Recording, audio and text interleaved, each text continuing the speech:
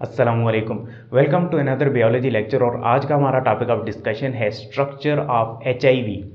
HIV stands for human immunodeficiency virus, यानी ये एक ऐसा वायरस है जो ह्यूमंस के अंदर इम्यूनिटी में डेफिशिएंसी क्रिएट करता है, यानी इम्यून सिस्टम को कमज़ोर करता है। इसी वजह से इसे ह्यूमन इम्यूनोडेफिशिएंसी वायरस बोलते हैं। इसका size approximately 100 nanometer in diameter होता है, ये आपने MCQs के लिए याद रखना है। और ये काइंड है रेट्रो वायरस की। HIV is a kind of retro virus और इसका जेनेटिक मटेरियल RNA होता है।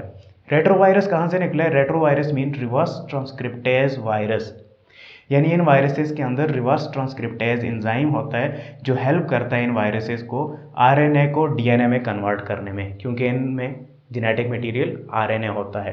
So they can convert their RNA into DNA with the help of enzyme called reverse transcriptase. ये वायरसेस अपने RNA को DNA में convert कर सकते हैं with the help of reverse transcriptase enzyme. ठीक है। Now we know that the main way और main pathway of central dogma, जिसमें DNA से RNA बनता है, यानी DNA में इंफॉर्मेशन है और DNA से मैसेंजर RNA बनता है या RNA बनता है, और इस फिनोमेना को ट्रांसक्रिप्शन बोलते हैं, ये आप जानते होंगे।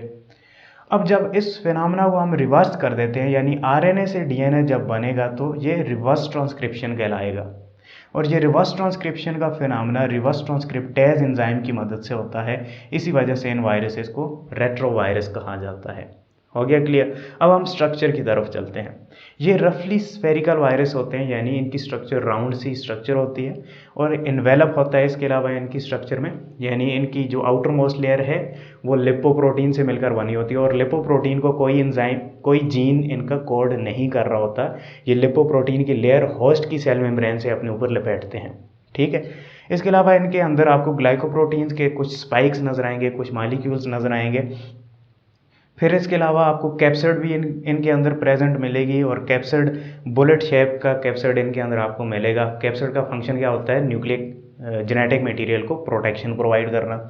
और इनके अंदर RNA के 2 आइडेंटिकल स्ट्रैंड्स प्रेजेंट होते हैं, क्योंकि ये इनका जेनेटिक मटेरियल RNA और RNA के 2 स्ट्रैंड्स होते हैं, और इनके RNA के अंदर 9 जीन्स को कोड करने की एबिलिटी होती है। ये इनकी स्ट्रक्चर के अंदर कुछ मटेरियल्स प्रेजेंट होते हैं। अब हम ज़रा डायग्रामेटिकली इनकी स्ट्रक्चर को देखने की कोशिश करते हैं, HIV वायरस की स्ट्रक्चर को। So we know that these are spherical virus. So ये राउंड रफली स्फेरिकल इनकी स्ट्रक्चर होगी, और ये एनवेलप्ड वायरस हैं, तो इनकी आउटर मोस्ट लेयर लिपोप्रोटीन से मिलकर बनी होगी। ये आपको ब्लैक कलर में नज़र आ रही होगी।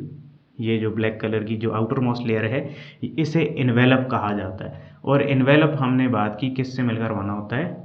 लिपोप्रोटीन से। और ये कहाँ से डिराइव होता है?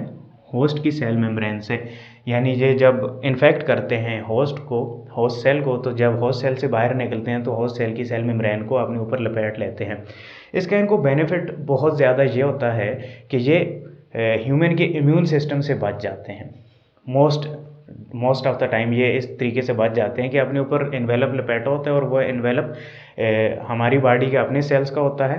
So immune system in viruses को पहचान नहीं सकते, क्योंकि इनके ऊपर कवरिंग जो है हमारे अपने सेल्स की हुई होती है। सो ये हमारे इम्यून सिस्टम इनको सही तरीके से रिकॉग्नाइज नहीं कर सकते कि ये वायरसेस हैं या हमारी अपनी बॉडी के कोई पार्टिकल्स हैं।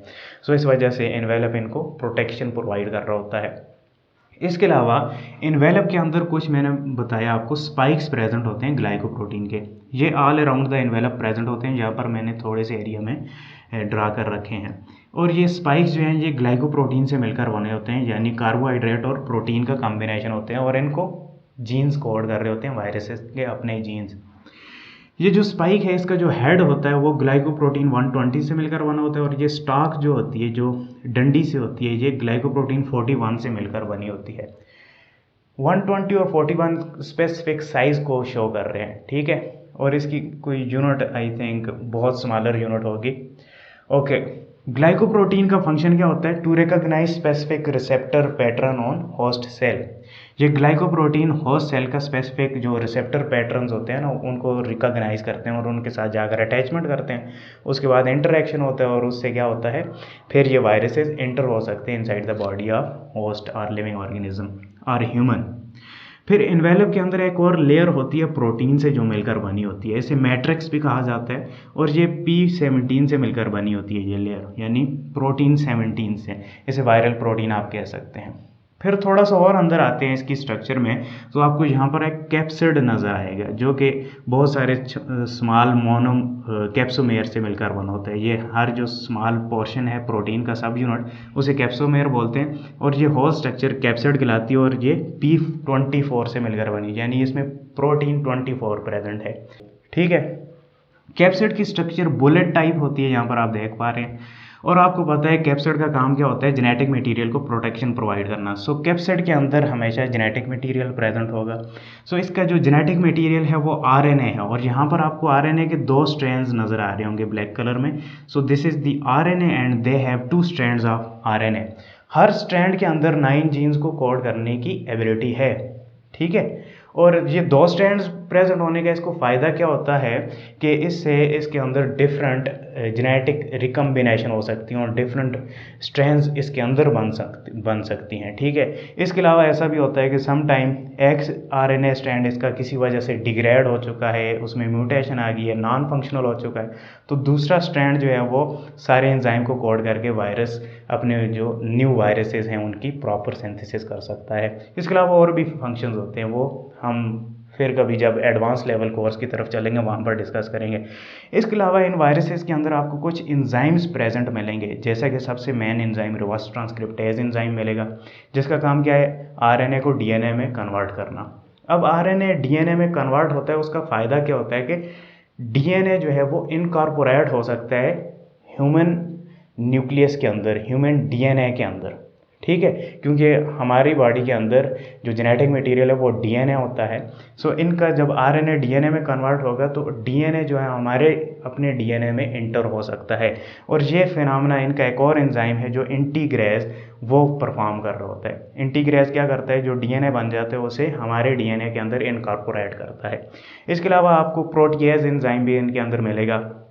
प्रोटीएज एंजाइम का काम क्या होता है, ये जो प्रोटीन्स बनती हैं वायरसेस की, जो एमाइनो एसिड की लॉन्ग पॉलीपेप्टाइड चेन्स बनती हैं, वो शुरू में नॉन फंक्शनल होती हैं। सो उनको प्रोटीएज एंजाइम स्पेसिफिक जगहों पर कट लगाता है, उनको ब्रेक करता है और वो उनको फंक्शनल बनाता है।